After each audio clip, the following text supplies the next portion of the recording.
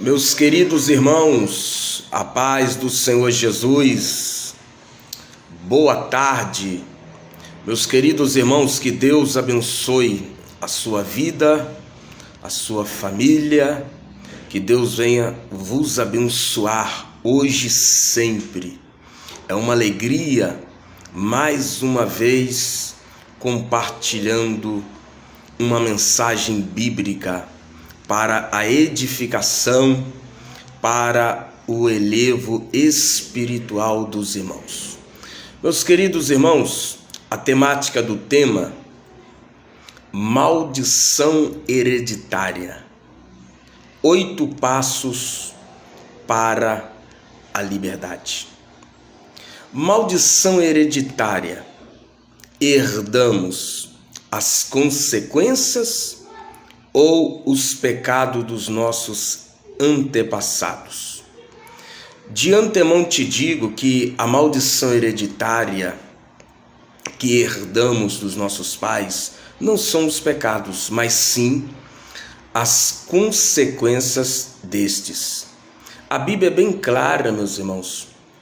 No livro do profeta Ezequiel, no capítulo 18, versículo de número 1 a seguir, os filhos, eles não levam a culpa ou a sentença dos pecados dos pais, mas os filhos podem levar e receber as consequências dos pecados dos pais. Eu mostro algumas referências bíblicas que é muito interessante que os filhos podem receber as consequências dos pecados dos pais.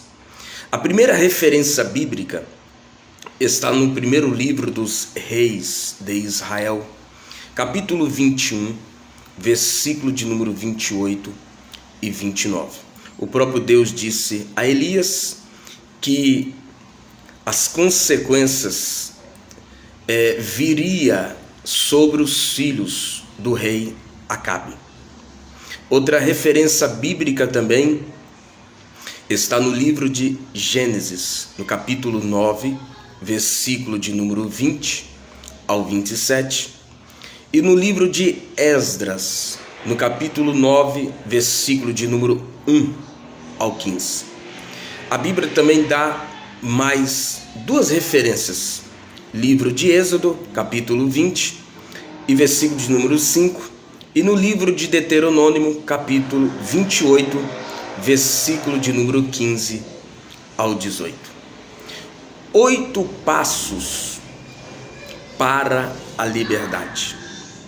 Meus irmãos, a maldição hereditária, ela existe à luz das Escrituras Sagradas. 8 passos para a liberdade. O primeiro passo para a liberdade: reconheça a maldição hereditária que permeia a sua família. Isso é muito importante. Qual maldição hereditária que desde o início permeia a sua família? O segundo passo para a liberdade: quebra a maldição hereditária em nome de Jesus. O terceiro passo para a liberdade: inverta a praga. Tudo aquilo que foi lançado sobre a sua vida, sobre a sua família, sobre a sua casa, tudo que foi lançado negativo, transforma em sentido positivo. Quarto lugar: tenha boas atitudes. Tenha boas atitudes. Seja uma pessoa de boas atitudes. Tudo que você planta, você vai colher amanhã. Em quinto lugar, em quinto passo para a liberdade: libere o poder do amor. A cura da alma vem através do perdão. Existem coisas, muitas das vezes, que não é quebrado em um laço familiar por não liberar o poder do amor. Libera. A cura da alma vem através do perdão. Jesus disse: se vós não perdoardes, não sereis perdoados. Em sexto passo para a liberdade, aceite a vida que Deus te oferece. Aceite a vida que Deus quer transformar a sua vida. Em sétimo passos para a liberdade, ande em obediência com Deus. Mantém firme, persevera. Melhor obedecer do que sacrificar. Meus irmãos, um princípio que Deus não quebra é o princípio da obediência. Deus não quebra princípios para realizar desejo do coração de ninguém. Ande em obediência. O oitavo passo para a liberdade, queridos irmãos, que é muito importante na vida de alguém. 8 passos para a liberdade. O oitavo passo para a liberdade. Alinha suas palavras com as palavras de Deus. Alinha suas palavras. Observa o que vai falar, o que vai meditar, o que vai transmitir. Sejam palavras saudáveis, sejam palavras que edificam. Uma coisa muito importante para a quebra de maldição hereditária: tem que haver arrependimento, tem que haver oração, tem que haver santificação, tem que haver uma vida íntima de comunhão genuíno com Deus, tem que haver aprofundamento no conhecimento e pregação do Evangelho.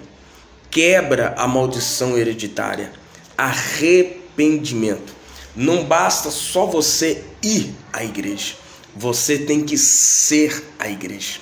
Não basta só você ir, você tem que mudar a sua maneira de pensar, de sentir, de agir. Existem muitas pessoas que frequentam as igrejas, existem muitas pessoas que vão à igreja, mas a maldição do divórcio, da separação, a maldição da prostituição, da impureza sexual, da fornicação e etc. Por que não haja mudança? Por que a maldição continua? Porque não há arrependimento de pecados. A Bíblia diz: arrependei-vos e convertei-vos. O que é arrepender? É você mudar a sua maneira de pensar, sentir e agir. O que é converter? É você voltar para Deus novamente. Então, para quebrar uma maldição hereditária, é necessário arrependimento de pecados, é necessário uma vida de oração, de santificação, uma vida de comunhão, intimidade com Deus, uma vida de aprofundamento de conhecimento e uma vida de pregação do Evangelho. Na carta de Paulo aos Gálatas, capítulo 3, versículo de número 15, Paulo diz que Cristo, ele se fez maldição. Ou seja, Cristo, ele sofreu o julgamento de Deus. Cristo, ele assumiu a punição e a nossa condenação. É por isso que Isaías diz: pelas suas pisaduras fomos sarados. Cristo, ele levou a nossa culpa. Isaías diz que ele foi condenado com os seus transgressores. Então Cristo se fez maldição. Observa, meus irmãos, porque de acordo com a lei, todo aquele que era pendurado no madeiro era considerado maldito, criminoso, condenado, humilhado. Então ele se fez maldição para que nós pudéssemos ser bênção no dia de hoje.